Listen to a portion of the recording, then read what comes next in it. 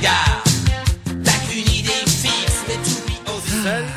J'ai l'impression que la musique va rester longtemps.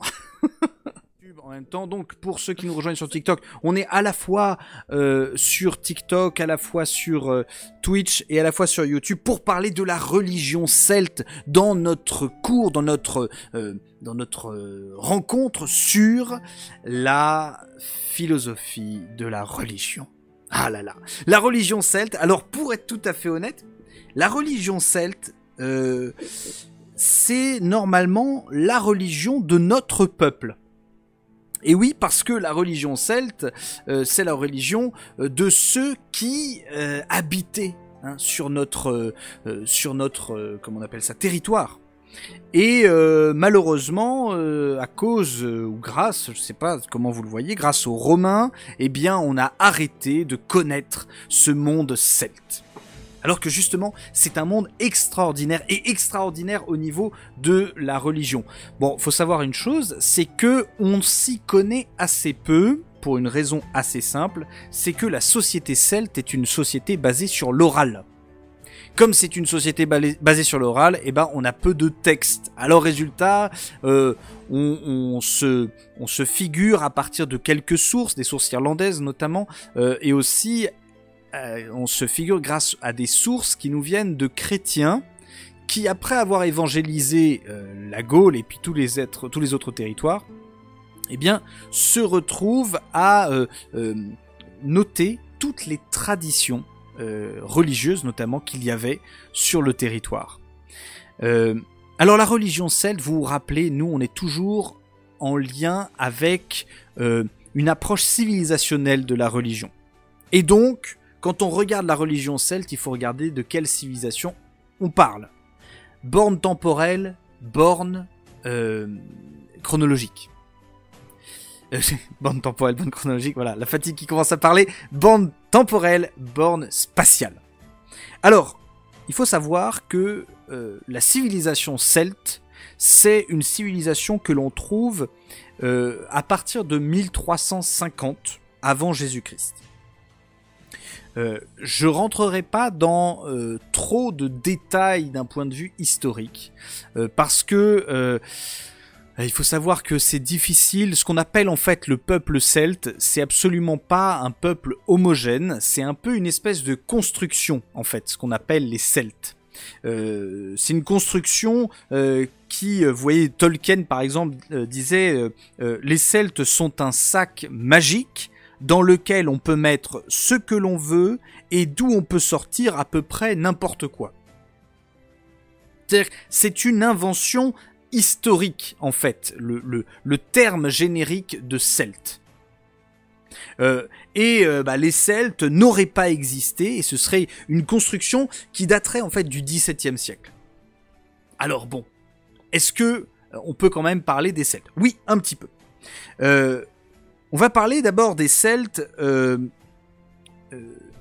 sur le fait que ça concerne l'ensemble du territoire européen, Europe centrale, la Gaule, donc la France, Britannia, donc tout ce qui est l'Angleterre, l'Irlande, et puis l'Espagne.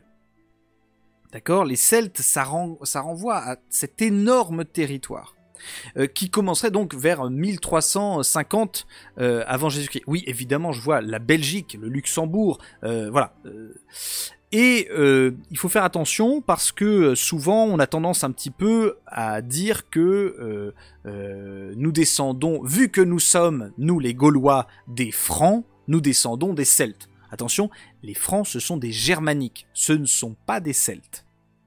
Et c'est très important, parce qu'on va voir, en fait la France, elle est particulière parce que elle a vu les Celtes, les Romains, des Germaniques, bref, c'est un melting pot au niveau civilisationnel.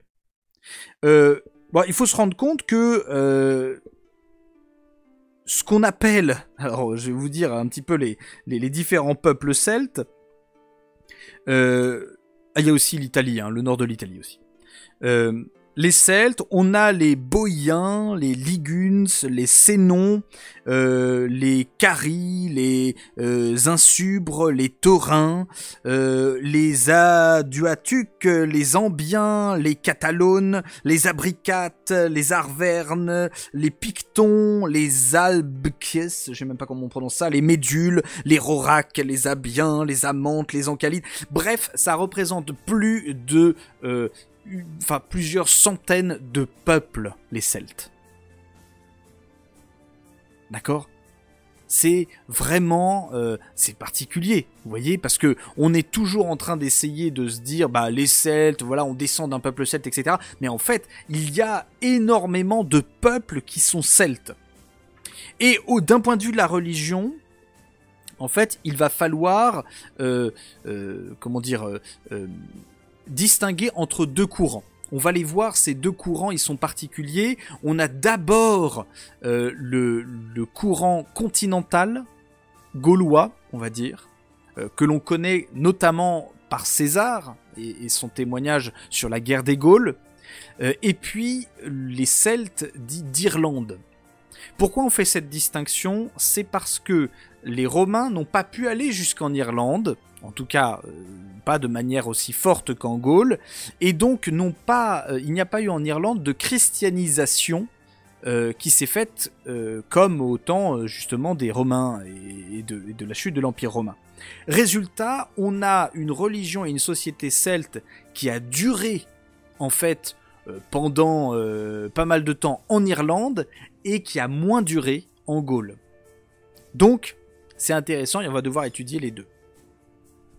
Il faut savoir donc que les Celtes, ils ont je vais dire un petit peu périclité. Il y a eu une fin de civilisation, donc ça a commencé en 1350 avant Jésus-Christ et ça a terminé grosso modo avec l'Empire romain. Il y a eu un espèce de mélange qui s'est fait avec les Romains et il y a une disparition quasiment totale de l'identité culturelle celte à partir du moment où la Gaule, le continent, va se retrouver attaqué un petit peu de toutes parts, c'est-à-dire les Germains qui attaquaient par le nord. Les Germains, c'est quoi ? C'est les Burgondes, c'est les Goths, c'est les Vandales. Du point de vue occidental, on a les Francs, qui vont commencer à attaquer, qui vont arriver dans l'Occident en tout cas, et s'installer en Occident. On a les Romains qui attaquent au sud, au niveau culturel. Et puis on a l'Empire d'As qui attaque par les Balkans l'ensemble de l'Europe centrale. Donc on se retrouve avec une identité qui se perd, qui va se mêler et dont on n'a plus beaucoup de traces à partir d'un certain moment. Alors, le dernier bastion, un petit village du nord-ouest qu'on me dit, non, un petit bastion, c'est que il va y avoir l'Irlande et un peu l'Écosse, les Scots, qui vont résister. Alors, il faut pas croire que ce sont les Romains qui ont installé des églises à chaque fois qu'il y avait quelque chose de celte. Il faut savoir que, et on va le voir plus tard, c'est tous les druides qui se sont convertis au christianisme, notamment au catholicisme de l'époque, au christianisme parce que ça leur permettait de rester à leur place sociologique. Donc on va voir justement ce qui va se passer au niveau de cette culture. Alors, justement, on arrive, la société celte. La société celte, comment elle se divise ? En fait, il y a trois classes sociales, dans la société celte. Il y a premièrement le clergé. Le clergé, il est composé des druides, des bardes, et puis on va voir d'une troisième classe qui est un petit peu la différence. C'est la classe sacerdotale. Ça, c'est la première classe. La deuxième classe sociale de la civilisation celte, ce sont les guerriers. C'est la noblesse guerrière. Et au sommet de cette noblesse guerrière, il y a un roi. On va voir quel est son rôle. Et enfin, la troisième classe, ce sont les producteurs, les artisans, en fait, qui produisent. Alors, quand on dit producteurs, ça peut être les agriculteurs, comme les artisans qui travaillent le métal, etc. Il y a une source du commandement.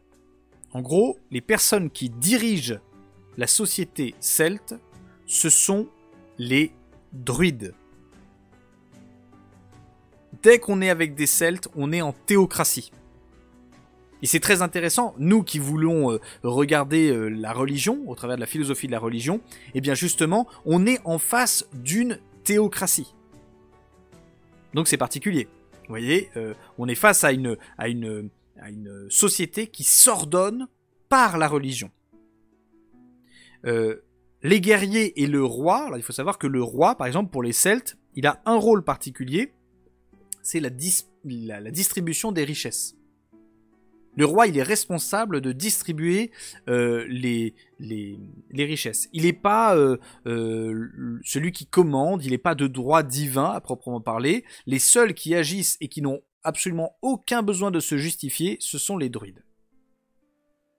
Alors donc, résultat, il y a deux sources de pouvoir réel. La première, c'est la guerre. Il faut savoir que les Celtes ont la réputation d'être d'excellents cavaliers. Et ils ont eu des inventions martiales assez intéressantes. Notamment, ils ont inventé la côte de maille. Hein, les Celtes, c'est eux qui ont inventé ça. Donc, vous voyez, prendre des petits anneaux de métal et puis de les lier les uns aux autres. Voilà, c'est pas d'abord des chevaliers qui ont inventé ça, ce sont les Celtes. Et puis, il y a aussi... Ils ont une technique, une tactique, la tactique celte, quand ils font la guerre. Alors, moi j'ai du mal à considérer ça comme une tactique, pardon. Mais il paraît que si, c'est une tactique et ça fonctionne. C'est la tactique frontale terrorisante. C'est-à-dire que les Celtes, quand ils attaquent, ils se mettent en ligne de cavalerie et ils foncent en hurlant sur les personnes en face. Et ça fait peur. Une scène qui vous représente par exemple le plus la tactique celte, c'est Théoden qui charge sur les orques devant Minas Tirith dans Le Seigneur des Anneaux. Vous voyez, ça c'est typiquement celte. Vous voyez, c'est exactement la stratégie celte. Alors, justement, on est face à une théocratie. Oui, c'est Braveheart, oui, tout à fait aussi, oui, complètement. C'est même d'ailleurs plus dans le thème. Alors, on se retrouve avec une théocratie, mais c'est embêtant parce que la religion celte, elle est orale. Donc on est face à une théocratie qui n'a pas de texte pour fonder. D'accord ? Qui n'a pas de texte pour se fonder. Donc, à nouveau, quand vous entendez religion celte, s'il vous plaît, évacuez toutes les représentations que l'on a de la religion comment on appelle ça, de la religion des livres. Les Celtes ne sont pas des adeptes de la religion du livre. Ils connaissent pas en fait ce genre de choses. Ce qu'ils connaissent, eux, c'est une transmission orale dans une théocratie. Un druide, vous voyez, on va en parler, le clergé, les druides, étymologiquement, druide, ça veut dire qui sait. C'est le sage, c'est celui qui sait beaucoup de choses. Et très savant, en fait. Et les druides, c'est intéressant parce qu'il y a toute une tradition qui disent que ce sont des philosophes qui sont proches d'une école grecque qui s'appelle l'école de Pythagore. Alors c'est hyper intéressant parce qu'en fait ce sont des druides, ce sont des gens qui sont considérés dans le bassin méditerranéen comme des philosophes proches de l'école de Pythagore. Alors on va voir pourquoi justement. Voilà. Ils sont ceux par qui le sacrifice et le lien au sacré est possible. Résultat, pour tout ce qui a trait au sacré, il y a nécessité d'une présence d'un druide. Et je dis bien druide et pas droïde. On n'est pas dans Star Wars, d'accord ? C'est druide avec un U. Donc, rappelez-vous peut-être cette scène de Camelot, le baptême de Perceval. Il s'est passé énormément de choses comme ça quand le christianisme est arrivé dans le monde celte. C'est-à-dire que le prêtre devait officier pour agir pour le baptiser, pour première communion, etc. Oui, mais il fallait la présence d'un druide. C'est-à-dire qu'on s'en foutait du fait que le prêtre soit là. S'il n'y avait pas de druide, et ben malheureusement, ça marchait pas. Quand bien même c'était un autre dieu. Tout ce qui a trait au sacré, il faut la présence du druide. Même si le druide, en tant que tel, n'agit pas. Il faut qu'il soit là. Alors, sans druide, donc il n'y a pas de sacrifice. Et il y a une plante sacrée, chez les druides, c'est le gui, et il faut que le gui pousse sur un arbre qui s'appelle le chêne. D'où le fait que, notamment en Gaule, les forêts de chêne ont une réputation magique.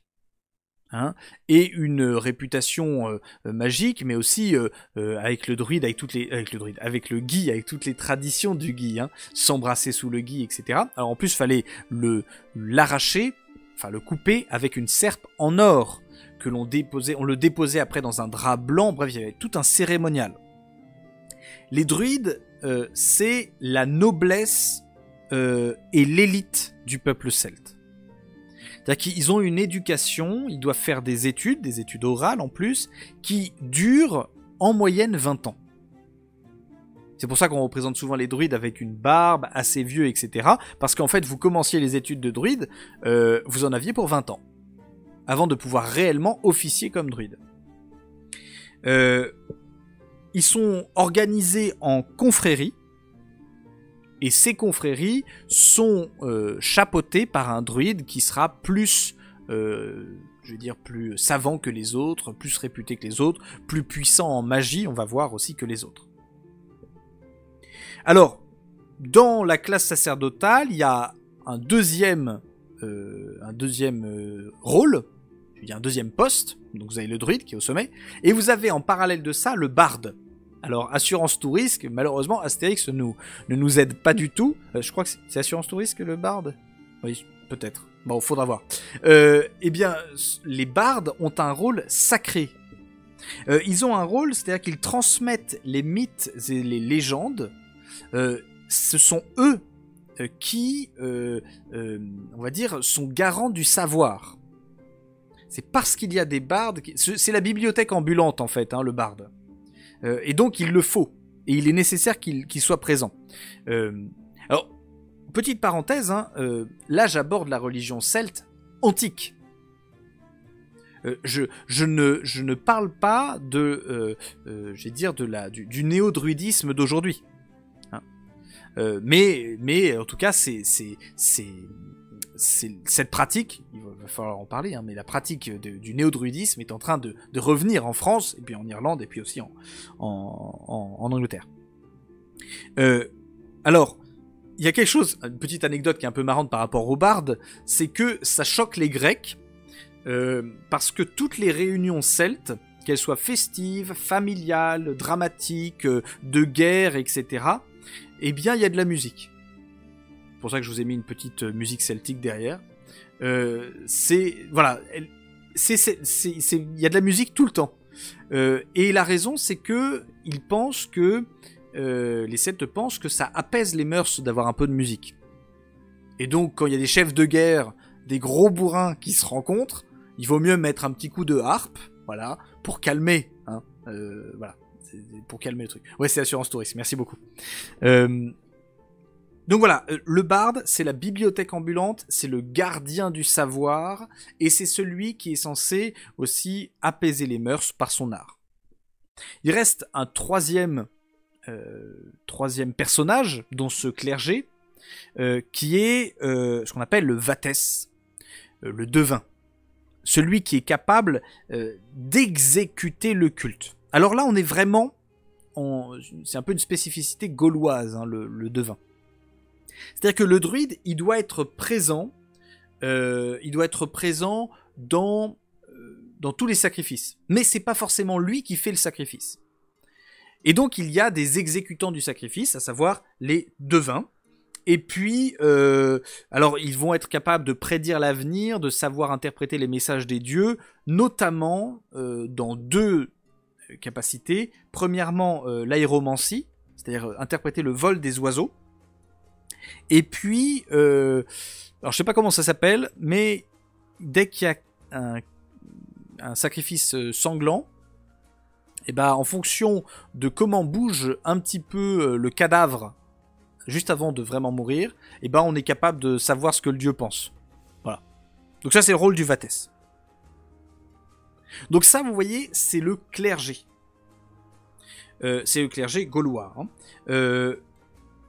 On verra que pour le clergé irlandais, ça y ressemble beaucoup. Il y a quelque chose un peu différente, mais voilà. Alors, il y a... comment dire ? Il y a un calendrier religieux pour le peuple celte. On connaît en fait 4 fêtes celtiques. Premièrement, il y a la fête de Samain ou Samaïn, ça dépend comment vous le prononcez, qui est fêtée du 31 octobre au 1er novembre. Salut Nanou. Donc au 1er novembre. C'est-à-dire que nous, c'est aux alentours, ouais, c'est la Toussaint, en fait, pour nos sociétés occidentales. C'est Halloween pour les Anglais. Pour les Celtes, c'est Samhain. Samhain, alors, c'est quoi comme fête ? C'est la fête... Alors, il faut bien comprendre, pour les Celtes, il y a 2 saisons qui existent, la saison sombre et la saison claire. Tout est en rapport à la lumière chez les Celtes. La saison sombre, c'est la saison qui commence en automne, la saison claire, c'est celle qui commence au printemps. Samhain ouvre une transition particulière dans la saison sombre. D'accord ? Samhain, c'est vraiment l'ouverture sur l'autre monde. Qu'est-ce que c'est l'autre monde ? L'autre monde celtique, c'est le séjour des dieux. C'est le lieu où vivent les dieux. Hein, l'autre monde, alors, il faut bien comprendre, les Celtes n'ont pas de paradis, pas spécialement. Ils n'ont pas d'enfer non plus.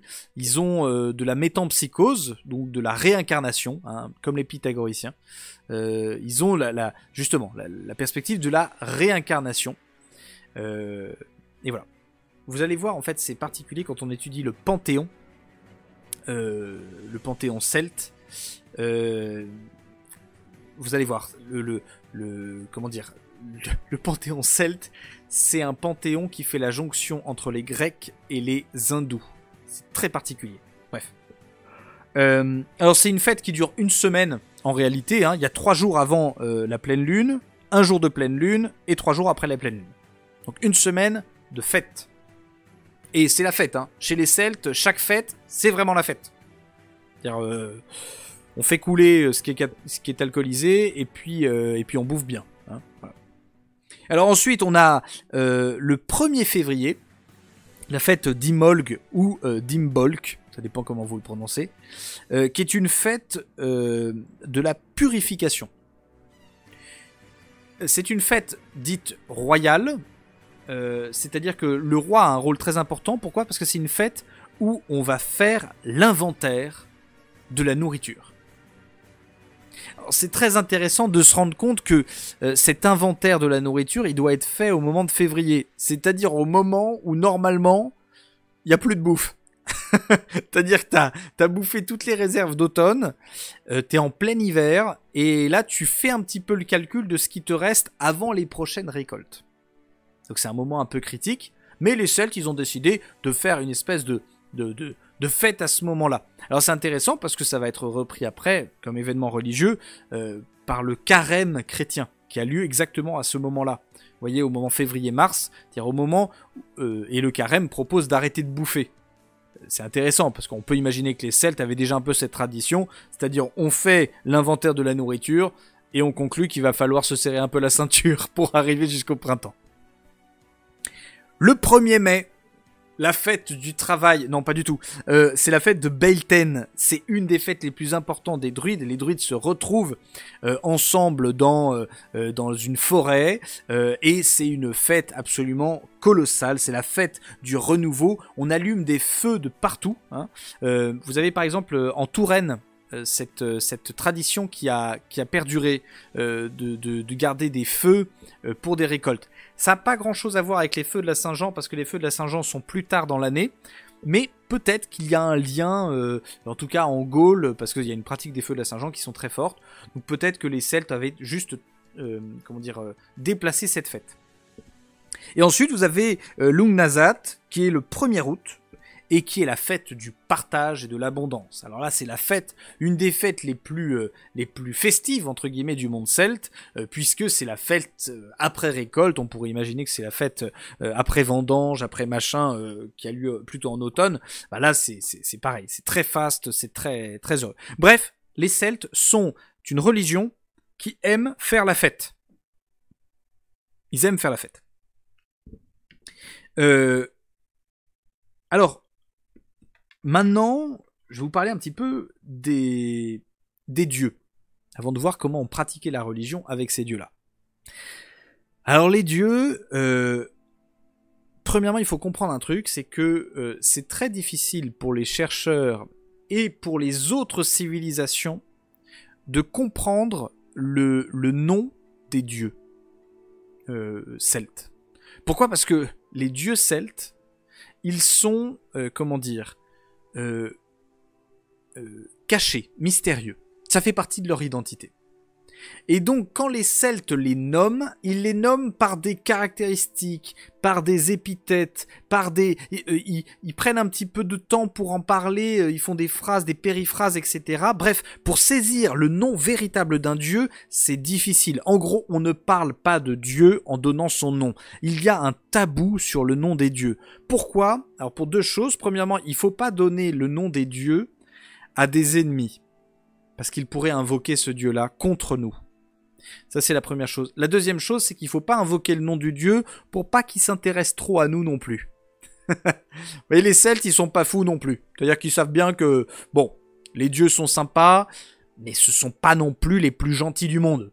Donc on va pas leur faire des zigou-zigou tout le temps. Alors, il y a beaucoup de dieux dans la religion celte.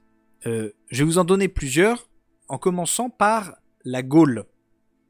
Vous voyez, les dieux gaulois. Alors les dieux gaulois, vous avez d'abord Lugh ou Lugus.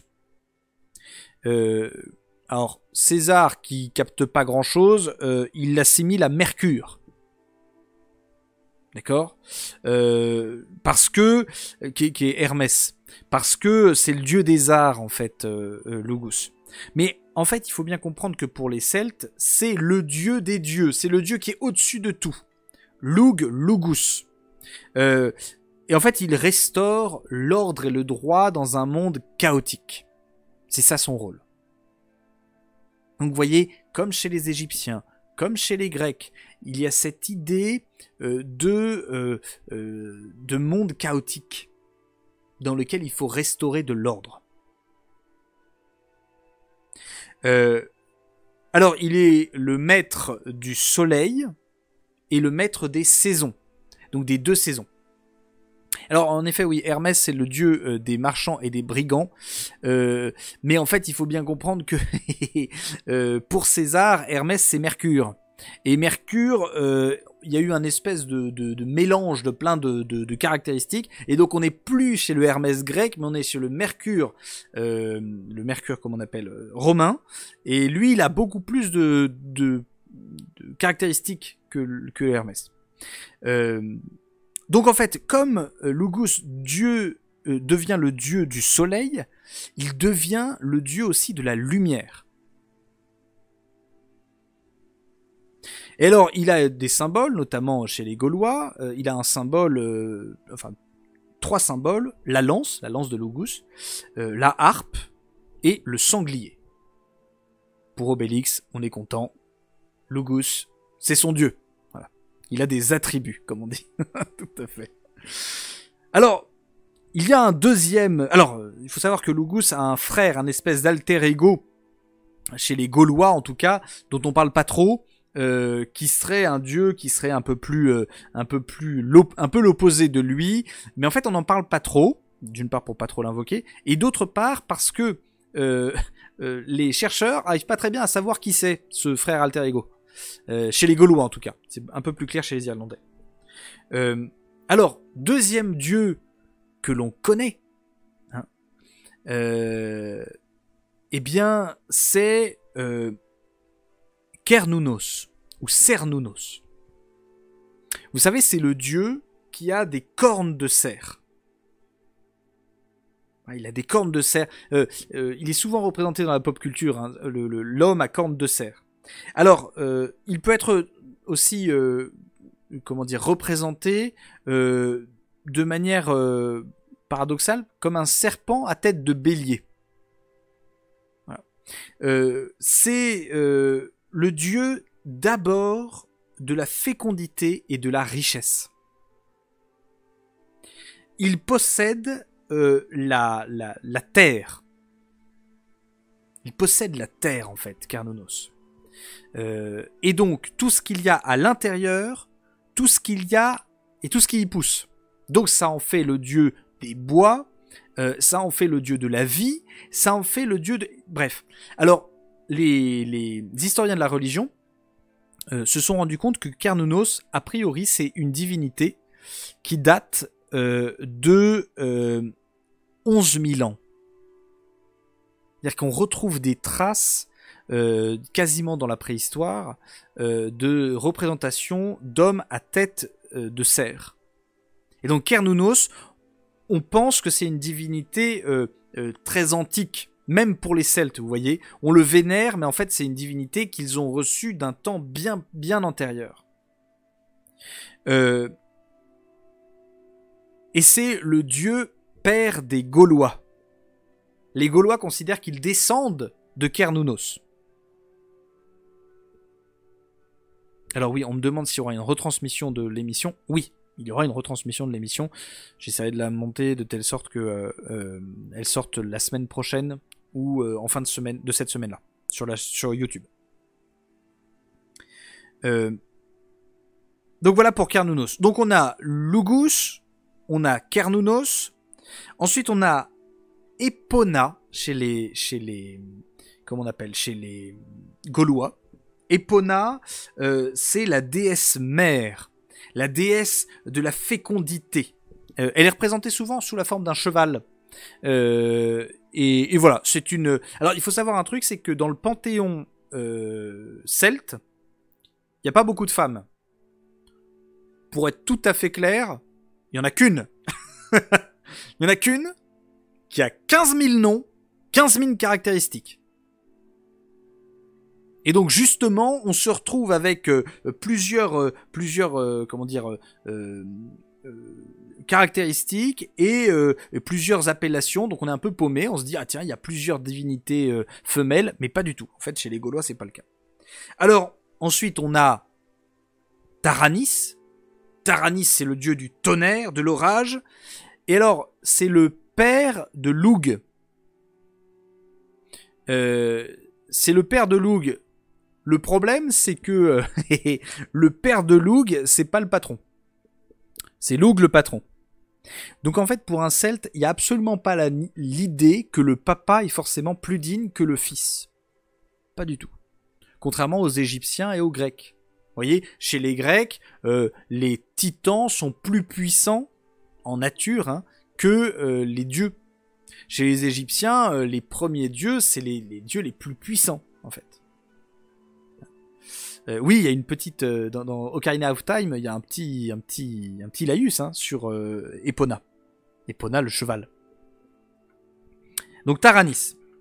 Alors, je vois bien qu'il y en a... Voilà, c'est ça, Spartanonymous. Évidemment, quand on parle des Gaulois, on pense à Toutatis. Voilà, Toutatis. Ou, à cause d'une mauvaise traduction, d'une mauvaise représentation, on l'a appelé Toutates. Mais en fait, c'est Toutatis. Toutatis, c'est le père de la tribu, de la nation, et c'est le dieu de la guerre. Voilà pourquoi Astérix, quand il va tabasser les Romains, il dit par Toutatis. Parce que, justement, Toutates, César dit ça, Toutates, c'est le Mars gaulois. C'est le Mars gaulois. Donc le dieu de la guerre.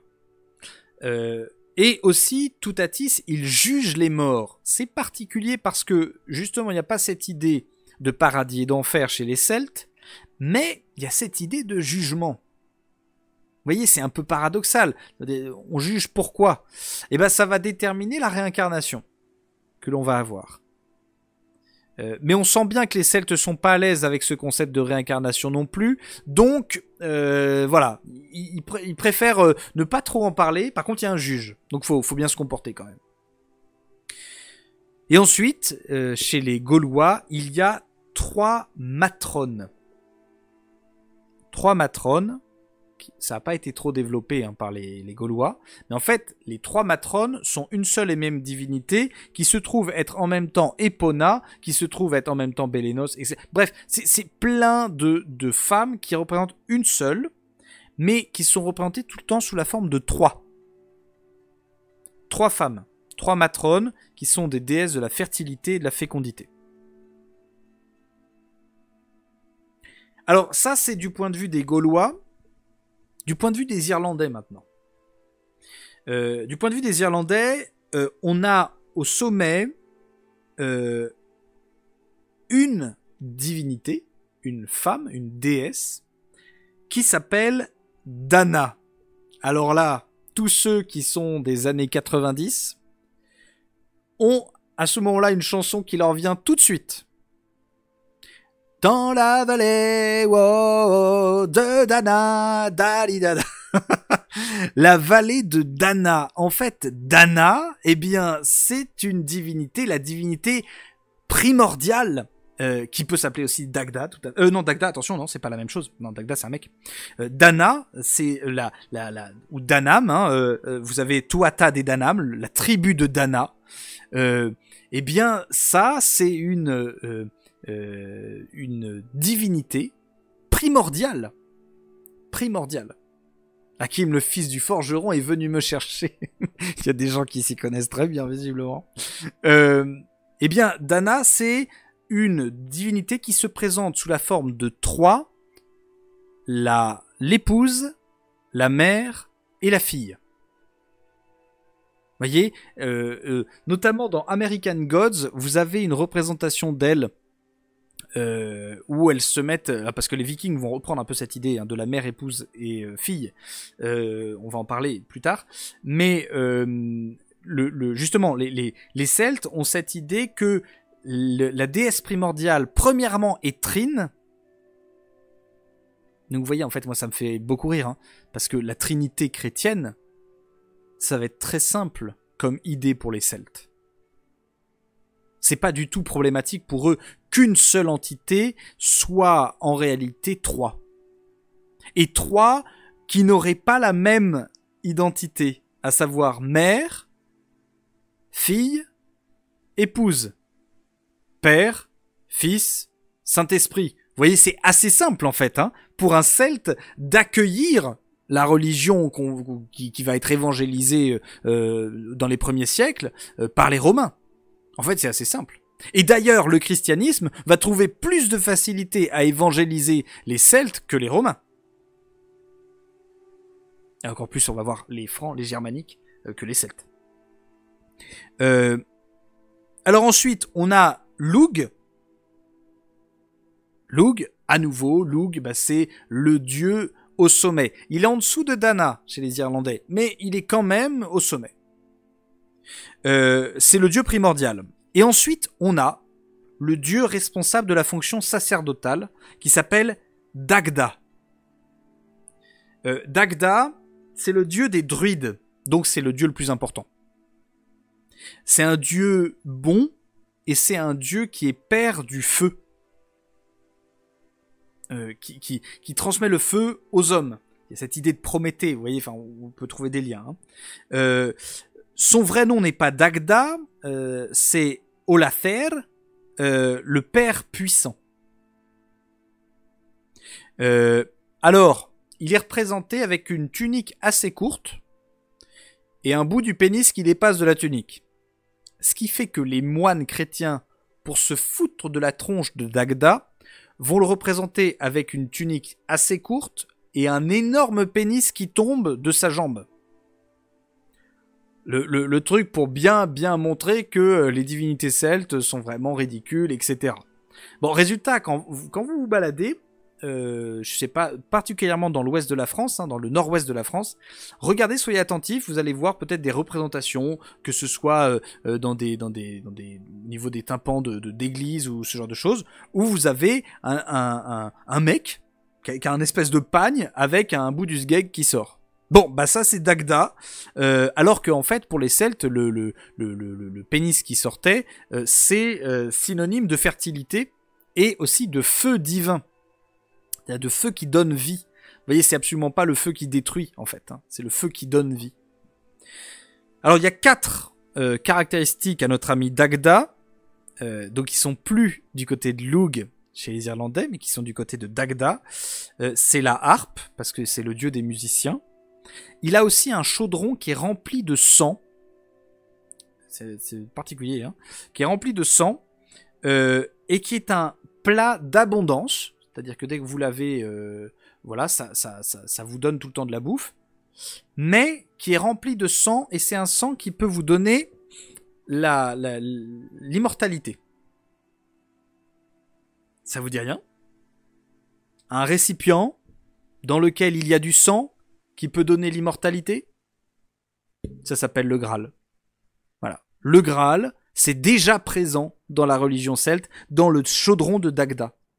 Et d'ailleurs, il y a dans Camelot, si vous regardez cette série, Alexandre Astier fait en sorte qu'on se fiche un petit peu de la tronche de cette non-identification du Graal, où finalement, soit c'est un récipient, soit c'est un bocal à anchois, soit c'est et ainsi de suite et ainsi de suite. Alors ensuite, il a une roue, c'est une symbole. Hein. La roue, c'est le symbole de la destination cosmique du gouvernement. Vous voyez. Voilà, le Graal est un récipient. Je vois qu'il y a des connaisseurs aussi. Voilà. Et puis, on a aussi une massue particulière. C'est-à-dire qu'il tape un coup, ça vous tue. Il tape un autre coup, ça vous donne la vie. C'est une massue qui donne le droit de vie et de mort. Dagda, je sais pas si vous vous rendez compte, hein, c'est le dieu des druides. Des druides, c'est moi qui le dis maintenant. Des druides. Donc les druides président à la musique, donc ils sont plus élevés que les bardes. Ils président à l'abondance, à la distribution des richesses, donc ils sont plus élevés que les rois. Ils président à la puissance cosmique, donc en fait, vous n'avez pas intérêt à vous mettre un druide à dos. Et ensuite, ils ont le droit de vie et de mort. Alors ensuite, vous avez les dieux qui sont plutôt... le dieu qui est plutôt en rapport au barde. Et alors lui, il s'appelle Ogma. Ogma qui terrasse ses adversaires par l'éloquence. C'est un dieu guerrier, c'est le frère de Dagda, et il préside à la nuit, au mystère de la nuit, et il est le créateur de l'alphabet runique. D'accord, des runes celtes, c'est lui qui l'invente. Et donc, c'est lui qui va inscrire la magie. Je vois qu'il y a une Brigitte qui vient de rejoindre. Attention, on va parler de Brigitte après, pour une déesse. Voilà, Ogma, c'est celui qui va être le maître de la magie et de la magie écrite. La magie écrite, comment ils appellent, les Celtes n'aiment pas trop parce que c'est une maladie, c'est une magie qui perdure. Alors que c'est une culture de l'oral. Une magie, un objet enchanté, c'est une magie puissante en fait. Et donc c'est une science que l'on ne partage pas à tout le monde. Ensuite, vous avez Nuada. Nuada, c'est le roi des dieux. C'est le roi de Dieu, les rois des dieux. Le problème, c'est qu'on a bien compris, le roi chez les Celtes, c'est absolument pas celui qui est au sommet. Absolument pas, contrairement aux Francs d'ailleurs. Mais absolument pas celui qui est au sommet. Donc, c'est quelqu'un qui se charge de distribuer les richesses et de combattre. Bon, malheureusement, c'est un roi qui tient pas la route parce que lors d'une guerre, il va se démettre la main et en fait, sa main va tomber. Boum. Et sauf qu'il y a une règle chez les Celtes, c'est-à-dire que si vous êtes infirme, vous ne pouvez pas gouverner. Voilà, c'est une loi un peu débile, mais c'est une loi comme ça, voilà, c'est comme ça.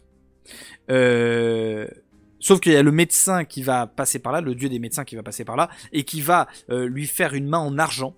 Et résultat, il va pouvoir gouverner à nouveau avec une main d'argent. Voilà. C'est beau, c'est joli hein, comme mythologie. Alors, il faut savoir que la tribu de Dana, en Irlande, ils ont cette idée qu'ils viennent d'ailleurs et qu'il y a eu plusieurs invasions en fait sur le peuple irlandais, et que en fait, ils se retrouvent avec 4 îles dont les gens sont originaires. Falias, qui donne une relique qui s'appelle la pierre de Fal. Hein, et en fait, la pierre de Fal, c'est ce qui sert à déterminer qui va être le roi. Dès qu'on s'assoit sur la pierre de Fal, normalement la pierre se met à hurler, et donc on devient roi. Bon, je sais pas si on a retrouvé cette pierre, ça aurait été intéressant de le faire passer Emmanuel pour savoir s'il peut devenir roi. Je parle évidemment d'Emmanuel Macron Ier.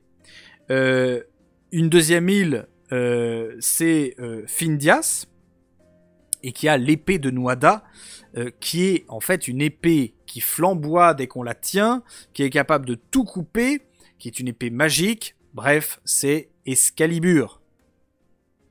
Ensuite, on a Gorias, l'île de Gorias, d'où vient la lance de Lug, qui est capable de tuer n'importe qui, de manière complètement aléatoire, c'est-à-dire que c'est elle qui décide qui elle veut buter.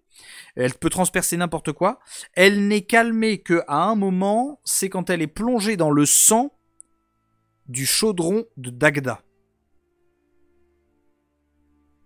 Et là, à nouveau, pour ceux qui ont une culture chrétienne, c'est intéressant.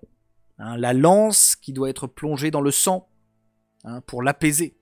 C'est toute je sais plus comment on appelle ça d'ailleurs, c'est ce pylône, la lance qui a percé le côté de Jésus quand il était en croix. Donc on a vu les dieux sacerdotaux, on a vu les dieux royaux et guerriers, et bien il nous reste les dieux des artisans. Alors on a le dieu des forgerons, Goibnu, on a le dieu bronzier, celui qui fait les bronzes. C'est mal dit. Je pense que j'aurais pu trouver autre chose. Qui sculpte le bronze. Pareil. Bon, bref, vous avez compris l'idée, en gros. Et ensuite, on a le dieu des charpentiers, Lukta.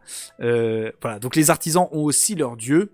Chaque caste, chaque classe sociale a en fait un dieu, une divinité pour s'y raccrocher. Alors, la déesse unique chez les Irlandais, donc on a vu c'est Dana. On peut aussi la représenter avec Brigitte, hein, non pas la grange de Brigitte, mais la déesse Brigitte, qui est la déesse des poètes, des forgerons et des médecins. Donc vous voyez, c'est une déesse qui est capable d'être à la fois dans la fonction sacerdotale, à la fois dans la fonction artisanale. Donc ça prouve que ça se traverse en fait. On a aussi, elle s'appelle Etain, qui est la mère de tous les dieux, et Boand aussi, ou Morrigan, quand elle est la déesse guerrière. Voilà, donc Morrigan. Alors vous avez plein d'autres appellations, hein, plein d'autres appellations de cette déesse Dana. Et d'ailleurs, très intéressant pour Dana. D'après vous, pourquoi en Bretagne il y a un tel culte de Sainte Anne? C'est que Sainte Anne, ça a été facile à accepter. Sainte Anne, c'est qui chez les chrétiens? C'est la mère de Marie. On aurait pu penser qu'une déesse comme Dana aurait pu être supplantée par Sainte Marie. Ouais, mais en fait, ça a été beaucoup plus facile de mettre Sainte Anne, parce que Sainte Anne, ça ressemble davantage phonétiquement à Dana. Donc, en fait, c'est pour ça qu'il y a des Sainte Anne partout, en Bretagne, en Normandie, etc. Vous avez des Sainte Anne partout. Et globalement, dans les civilisations celtes, en fait, les Sainte Anne sont très, très acceptées. Voilà un petit peu pour ça. Alors, je vous ai parlé des fêtes religieuses. Maintenant, parlons des pratiques religieuses. Je veux pas que ça dure non plus une éternité ce cours, hein. Donc on arrive bientôt à la fin, ne vous en faites pas. La pratique religieuse. Alors, la pratique religieuse, elle consiste d'abord et avant tout par des sacrifices. Sacrifices pour les Celtes, sacrifier quelque chose, c'est rendre sacré quelque chose. Alors comment on le fait? Soit, y a 3 types de sacrifices. Soit vous offrez quelque chose sans qu'il y ait une mise à mort. Soit vous offrez quelque chose avec une mise à mort et c'est sanglant, donc ça doit être fait avec une arme, il faut qu'il y ait le sang qui soit dedans. Soit ça doit être sans effusion de sang, et donc le sacrifice sera dit élémentaire. C'est par le feu, par la foudre, alors ça faut bien calculer son coût, hein, mais par la noyade, voilà, vous offrez au dieu par les sacrifices élémentaires. Alors il faut savoir un truc, c'est que les Celtes, ils pratiquent des sacrifices humains. C'est pas la pratique la plus simple, mais ça se fait assez souvent. C'est ce qui va horrifier les Romains. Parce que les Romains, vous savez, quand ils arrivent chez un peuple, ce qu'ils font, c'est ils disent ok, on vous conquiert, on vous occupe, hein, donc voilà, mais on accepte que vous pratiquiez votre religion, et on va même installer un temple de vos dieux à Rome. C'est pas gentil comme envahisseur quand même, on est sympa. Sauf que les Romains se rendent compte que les Celtes, ils sacrifient des humains. Et à Rome, ça risque de faire un peu tâche.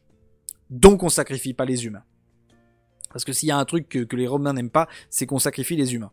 C'est-à-dire que la vie humaine, tu sacrifies pas un citoyen romain comme ça. T'as pas le droit en fait de toucher un citoyen romain. Donc le sacrifice humain, ça va poser problème.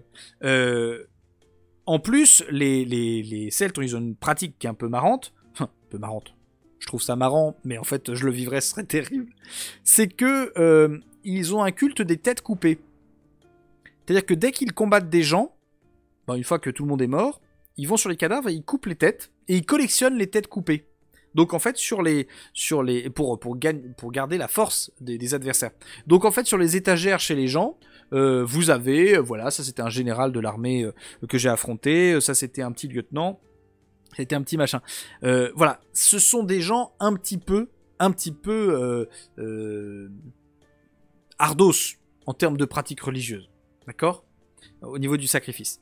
Les sacrifices, c'est à toutes les occasions. Vous avez une décision à prendre, il faut faire un sacrifice. Vous avez, je sais pas, une guerre à mener, il faut faire des sacrifices, et ainsi de suite, et ainsi de suite, et ainsi de suite. D'accord ? Alors ensuite, cette pratique religieuse, elle est enchaînée, enchâssée, on va dire, par toute une superstition, un folklore, où les dieux s'ingèrent par notamment la parole d'autrui. Ce qu'on appelle des geis. Geis, tout dépend comment vous le prononcez. Ce sont des enchantements qui sont liés à la parole, que tout le monde peut prononcer, dès lors qu'il maîtrise une certaine magie.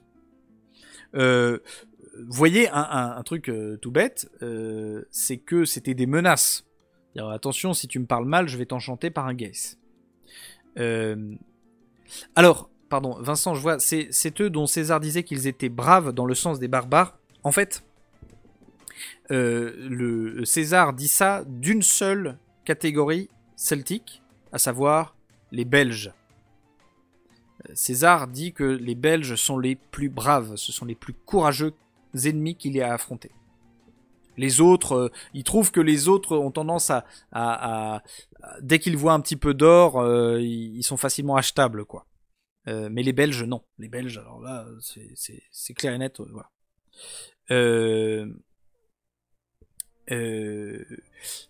Est-ce que je veux dire geist ou gaïste pour le coup? Non. Non, c'est G-E-I-S. Il n'y a pas de T. Alors, peut-être que dans d'autres prononciations, c'est gaïste, hein, peut-être, hein, tout à fait. Mais en tout cas, quand on regarde du point de vue celtique, on peut dire gaïs. Enfin, on peut écrire gaïs. Alors, je sais pas comment ça se prononce. Un exemple de gaïs, par exemple, c'est que y a un roi qui s'appelle Conaïr, qui a plein d'interdits liés à des paroles magiques. Je vous en donne quelques-uns, je trouve ça très drôle. Ne doit jamais, le roi Conaïr ne doit jamais présenter le côté droit de son clan, de son char. Pardon. Il ne doit jamais présenter le côté droit de son char à Tara, c'est-à-dire à la capitale des Celtes. Dès qu'il se balade, il faut qu'il fasse gaffe parce que sinon le malheur peut lui tomber dessus. Pareil, il doit pas chasser à Cerna, dans une certaine forêt. Il ne doit pas passer 9 nuits hors de la capitale. Il ne doit pas passer la nuit dans une maison dont le feu reste visible de l'extérieur après le coucher du soleil. Tu t'imagines la pauvre malédiction de merde, quoi. C'est vraiment... Pareil, un autre truc, il ne doit pas être précédé de 3 hommes habillés en rouge quand lui-même se rend au domicile d'un homme portant du rouge. En gros, je vous le dis juste, un petit aparté, chez les Celtes, il fallait pas avoir de toc. Si t'avais des tocs, c'était fini. C'est-à-dire qu'on te pourrissait la vie. Hein. C'est-à-dire que il fallait pas que tu fasses ça, il fallait pas que tu fasses ça, il fallait pas que tu fasses ça. Et c'est de là que vient hein, l'esprit de superstition. Hein. Attention, si on voit tel truc, il va nous arriver ça. Si on voit tel machin, il va nous arriver ça. Bref, voilà. Alors, une autre possibilité de magie qui pouvait exister, c'est les druides qui l'avaient. On appelle ça le glam d'Issim. Le glam d'Issim, c'est la malédiction suprême. Et en gros, ça peut être prononcé que par un druide ultra puissant, qu'on appelle le filet. Et c'est une malédiction où immédiatement, il y a 3 furoncles qui apparaissent sur ton visage. Un pour la laideur, un pour la honte et un pour le blâme. Et ça entraîne le fait que tu vas être exclu de ton clan et voué à la mort. Alors, quand on assiste à la malédiction et qu'il n'y a pas de furoncle, ça va. Par contre, quand malheureusement tu te tapes une petite vérole, ou alors quand tu as de l'acné un petit peu virulent et que tu arrives dans un village, les gens sont persuadés que tu t'es tapé un glamdicine. Et donc on te rejette. Tout ce qui était affection de la peau chez les Celtes, c'est vraiment pas bien vu. Pas bien vu du tout. Enfin, vous avez une dernière pratique hein, qui s'appelle Limbas Foroznai. Limbas Foroznai, c'est des prophéties, des oracles. Alors, c'est assez simple à pratiquer. Je vous invite à le pratiquer à la maison si vous avez envie. Vous prenez un morceau de viande crue, vous le mettez dans votre bouche, vous le mâchez bien, et ensuite vous déposez le morceau mâché sur une pierre, vous offrez ça au dieu, et ensuite, le lendemain, donc vous le laissez toujours dessus, vous revenez devant ce caillou-là, et vous mettez les mains sur les paumes, et vous vous endormez comme ça. Et normalement, le dieu va vous répondre. Parce que comme vous avez une tête hyper intelligente, et ben le dieu va vous répondre. En plus, vous avez pré-mâché sa viande, donc il peut la manger, donc c'est trop bien. Voilà. Et le chat du voisin l'aura déjà mangé. C'est ça. Dommage. Et en plus, il y a pas forcément de divinité de chat chez les, comment on appelle ça, chez les Celtes. Alors, une fois qu'on a dit ça, bon, voilà, vous avez une vision un petit peu de ce que c'est que la religion celte. Qu'est-ce qui est intéressant d'un point de vue philosophique ? Et on arrive à la fin, vous voyez, de ce live. Qu'est-ce qui est intéressant ? La première chose très intéressante, c'est que nous sommes en face, et pour la première fois un peu de notre périple, d'une véritable et totalement assumée théocratie. Ce n'est pas la guerre qui fait, ou la force guerrière qui fait l'ordre, mais c'est la théocratie. C'est le rapport au Dieu qui entraîne un ordre social. Et il faut bien se rendre compte de quelque chose, c'est que les Celtes adorent l'ordre. Vous voyez, là où les Grecs essayent de comprendre des phénomènes inexpliqués, là où les Égyptiens veulent comprendre les choses dans leur finesse, eh bien, et donc font des religions qui sont dans le détail, eh bien, pour les Celtes, la religion doit donner le fond de l'ordre social, de l'ordre cosmologique et de l'ordre, mine de rien, du quotidien. Et vous voyez, l'esprit religieux celte, c'est un esprit qui n'a pas peur de faire en sorte que le religieux s'invite dans toutes les dimensions. Et s'invitant dans toutes les dimensions, il va s'ordonner. Alors, s'ordonner comment? C'est-à-dire que pour un Celte, le monde est parfaitement ordonné. Et il est parfaitement ordonné tout en assumant la lutte interne. Voyez, les Celtes n'opposent pas le chaos à l'ordre. Pour eux, le chaos est un certain ordre. Et donc le monde est soumis à un ordre légèrement chaotique auquel il faut se soumettre. Ainsi, tout le rapport à la magie, le rapport à la pratique druidique, etc., ce n'est pas de devenir maître des forces de la nature, ce n'est pas d'en percer les mystères, comme on avait chez les Égyptiens, mais c'est d'essayer de prendre en soi ces forces-là et de se faire le canal. Vous voyez, être le canal du divin. Voilà, ça c'est un petit peu l'idéal celte religieux. Être un canal divin. Et ressembler en fait aux dieux dans tout ce qu'ils ont, je vais dire, de beau, de digne, tout en ayant une certaine crainte. Une dernière chose à dire en fait par rapport à cette religion, c'est que la nature, il y a une espèce d'immanence de cette religion, c'est-à-dire que la nature joue un rôle fondamental. La nature n'est pas une création d'un dieu. La nature est l'expression d'un dieu. D'accord ? La nature est l'expression d'un dieu. Résultat, vous devez respecter la nature dans ses lois, dans tout ce qu'elle propose, dans tout ce qu'elle est en fait, parce que c'est la parole de Dieu. C'est intéressant, vous voyez, on est proche en fait de ces religions monothéistes qui vont arriver. C'est-à-dire que la nature est une parole de Dieu, est une théophanie, est une révélation de Dieu. Et donc on doit en assumer tous les aspects. Dans la nature, il y a de la force, il faut être fort. Dans la nature, il y a de la beauté, il faut être beau. Dans la nature, il faut, je sais pas, vous prenez n'importe quoi, hein, eh bien, vous devez le prendre. Et c'est comme ça que va s'ordonner toute la société celte. C'est-à-dire que les druides vont essayer de faire en sorte que votre activité quotidienne soit en connexion avec ce monde naturel. Le roi va faire en sorte qu'il y ait une juste répartition des richesses de la nature. Et les artisans vont essayer d'apprendre à faire avec la nature. Donc, vous voyez, ça c'est la religion celte.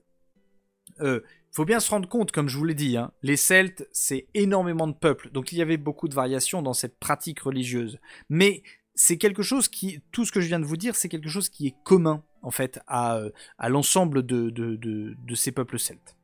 On va s'arrêter là, et nous allons passer aux questions. En tout cas, on a pu voir un petit peu cette religion celte. La prochaine fois, nous allons aller direction l'Inde, pour essayer de parler de la religion hindoue. Et ensuite, on essaiera d'aborder les religions. Alors, soit on passera par les Vikings, mais c'est plus tardif, les Vikings, comme les Aztèques, comme ce genre de choses. Donc, je préfère d'abord peut-être parler des religions monothéistes et de voir ce qu'elles ont apporté d'un point de vue intellectuel et comment on peut en parler. Donc voilà, on va passer maintenant aux questions. Merci à tous d'avoir suivi le live. Donc, je vais regarder s'il y a des questions. N'hésitez pas à les poser aussi maintenant. Tu ne sais pas comment tu t'es retrouvé là. T'as passé du bon temps et tout ça avec moi. T'as trouvé ça marrant, intéressant ou pas. Quoi qu'il en soit maintenant, tu peux pas en rester là. Un pouce en l'air pour dire que t'as aimé. Un commentaire pour bien participer. Partage à ton frère et si tu sembles hésiter, y'a qu'une chose à faire. Tu peux t'abonner. Abonne-toi à FMP. Abonne-toi à FMP. Abonne-toi à FMP.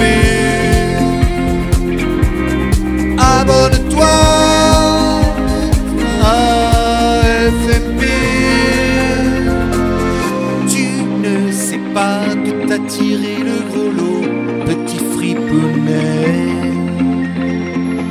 N'hésite pas à rejoindre bientôt la communauté. Tu ne sais pas que t'as tiré le gros lot, petit fripounet.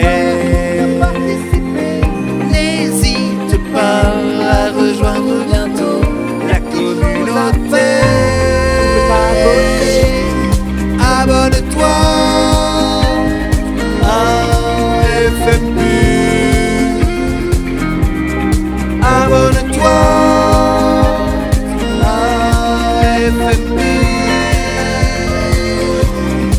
Abonne-toi à FMP. Abonne-toi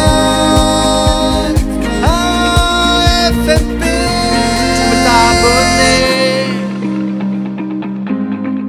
Tu peux t'abonner. Tu peux t'abonner, né, né, né, né.